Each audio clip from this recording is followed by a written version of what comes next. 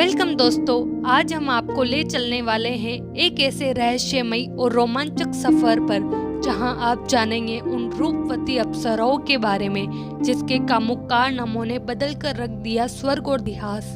आपने सुना ही होगा कि अप्सराएं अपने सौंदर्य और कला के लिए विख्यात है, लेकिन क्या आप जानते हैं कि उनके मोहक अंदाज ने कैसे महान देवताओं और शक्तिशाली राजाओं को अपने वश में किया, कैसे उनकी अदाओं और चालों ने पूरी दुनिया का इतिहास ही बदल डाला।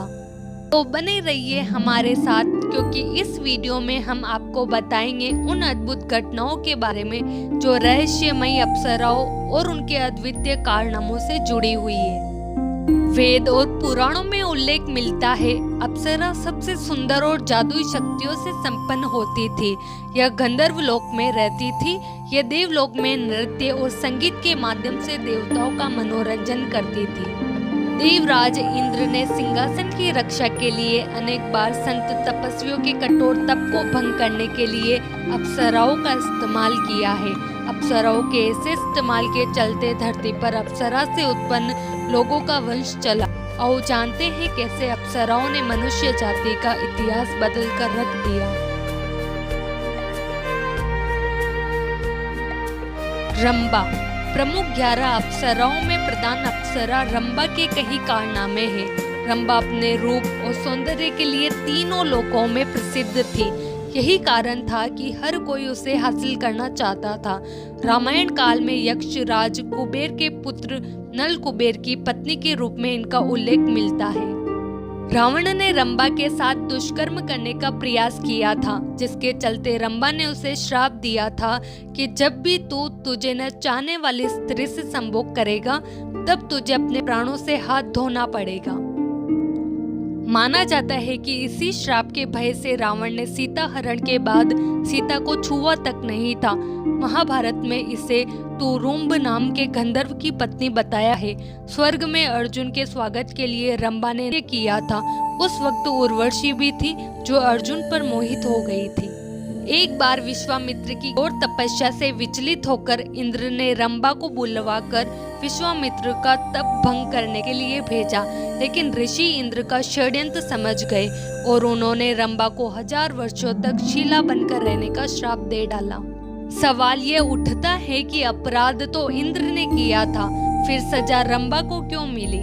हालांकि वाल्मीकि रामायण की एक कथा के अनुसार एक ब्राह्मण द्वारा यह ऋषि के श्राप से मुक्ति हुई थी, लेकिन स्कंद पुराण के अनुसार इसके उद्धारक श्वेत मुनि बताए गए हैं, जिसके छोड़े बाण से यह शिला रूप में कमी तीर्थ में गिरकर मुक्त हुई थी।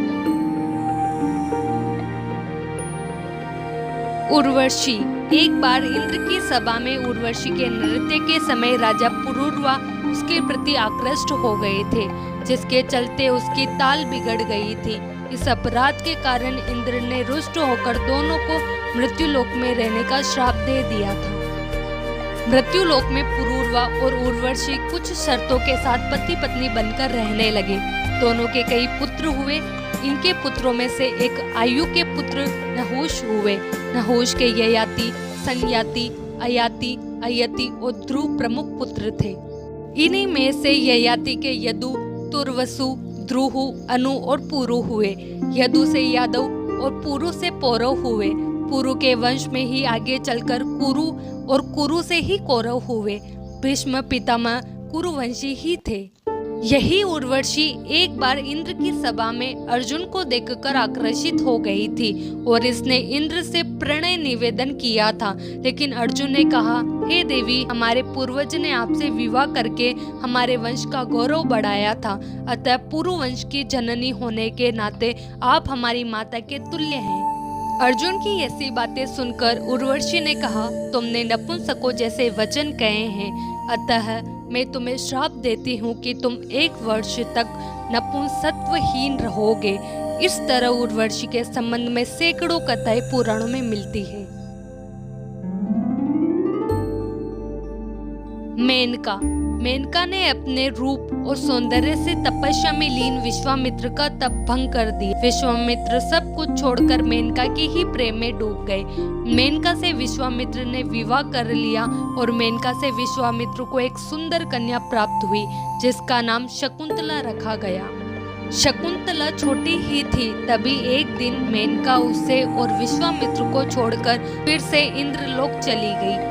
इसी पुत्री का आगे चलकर सम्राट दुष्यंत से प्रेम विवाह हुआ, जिनसे उन्हें पुत्र की प्राप्ति हुई।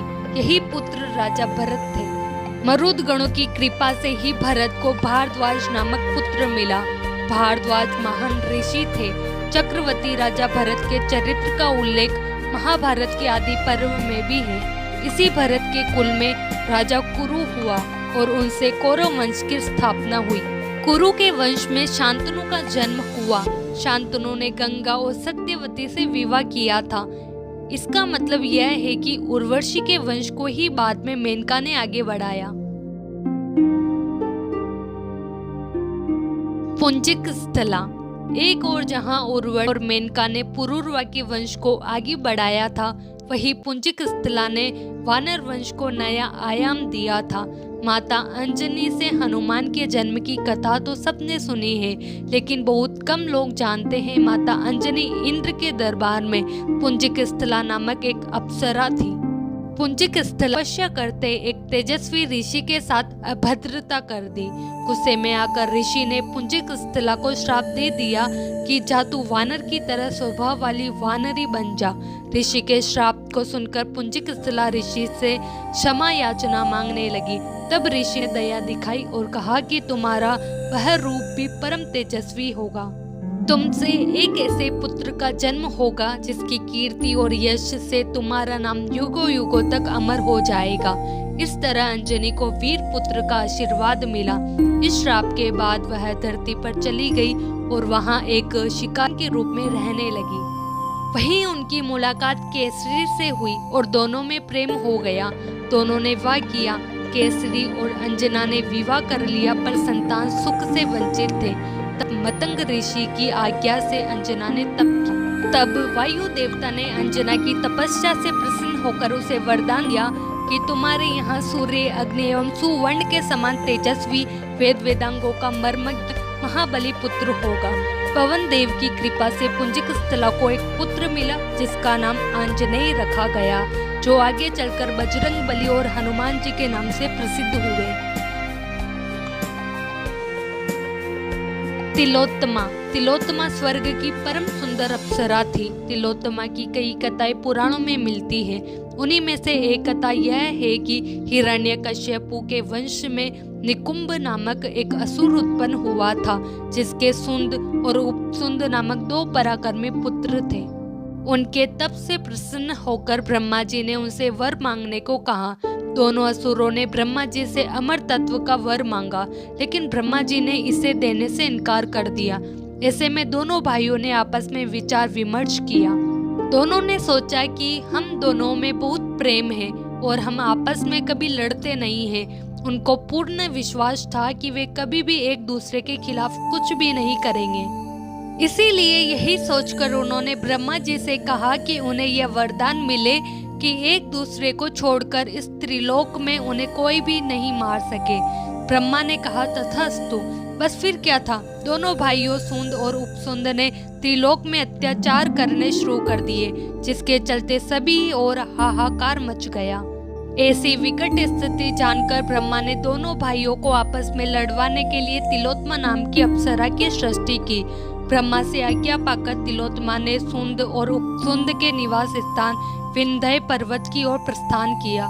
जब उन्होंने सुध संभाली तब सुंद ने उपसुंद से कहा कि यह अप्सरा आज से मेरी पत्नी हुई। यह सुनते ही उपसुंद भड़क गया और उसने कहा, नहीं, तुम अकेले ही यह निर्णय कैसे ले सकते हो? पहले मैंने इसे देखा है, अतः यह मेरी अर्धांगिनी बनेगी। बस फिर क्या था, दोनों ही भाई जो बचपन से ही एक दूसरे के लिए जान देने के लिए तैयार रहते थे, अब वे एक दूसरे की जान लेने के लिए लड़ने लगे। बहुत समय तक उनमें लड़ाई चली और अंततः वे एक दूसरे के हाथों मारे गए। उल्लेखनीय है कि दुर्वासा ऋषि के श्राप से यही तिलोत्तमा बाण की पुत्री हुई थी। अष्टावक्र ने भी इसे श्राप दिया था। घृताची अप्सरा। घृताची प्रसिद्ध अप्सरा थी। कहते हैं कि एक बार भारद्वाज ऋषि की तपस्या भंग करने के लिए इंद्र ने इसे भेजा था। भारद्वाज गंगा स्नान कर अपने आश्रम की ओर लौट रहे थे, तभी उनकी नजर घृताची पर पड़ी, जो नदी से स्नान कर बाहर निकल रही थी। भीगे वस्त्रों में उसके कामुक तन और भरे पूरे अंगों को देखकर भारद्वाज मुनि वहीं रुक गए। उन्होंने अपने नेत्रों को बंद कर खुद को नियंत्रण करने का प्रयास किया, लेकिन ऐसा करने में वे असफल रहे। आंखें खोलकर वे उसके रूप और सौंदर्य को निहारने लगे। काम वासना से पीड़ित भारद्वाज को देखते ही देखते वीर्यपात हो गया था। तभी वीर्य को उन्होंने एक द्रोणी में रख दिया, जिससे द्रोणाचार्य का जन्म हुआ था। पौराणिक कथा के अनुसार यह कश्यप ऋषि तथा प्रधा की पुत्री थी।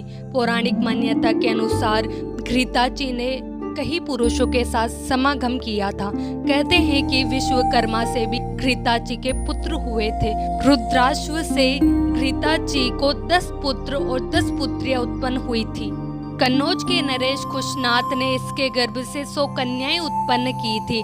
महर्षि चैवन के पुत्र ब्रह्मिति ने घृताची के गर्भ से रुरु नामक पुत्र उत्पन्न किया था। घृताची की खूबसूरत काया को निहारने मात्र से वेदव्यास ऋषि कामासक्त हो गए थे, जिसके चलते शुकदेव उत्पन्न हुए। इस तरह हमने देखा कि किस तरह अप्सराओं के मादक जाल में फंसकर ऋषियों ने अपना तप छोड़कर संसार में अपने वंश की वृद्धि की। इसी तरह से उपरोक्त अप्सराओं के और भी कई कारनामे हैं। इसके अलावा और भी अप्सराओं ने धरती पर आकर मनुष्य जाति को अपने जाल में फंसाकर कई पुत्र और पुत्रियों को जन्म दिया। कहते हैं कि मनुष्य की आधी आबादी इन्हीं की संतानें हैं। तो आपने देखा कैसे इन रूपवती अप्सराओं के कामुक कारनामों ने स्वर्ग और धरती दोनों को ही बदल कर रख दिया।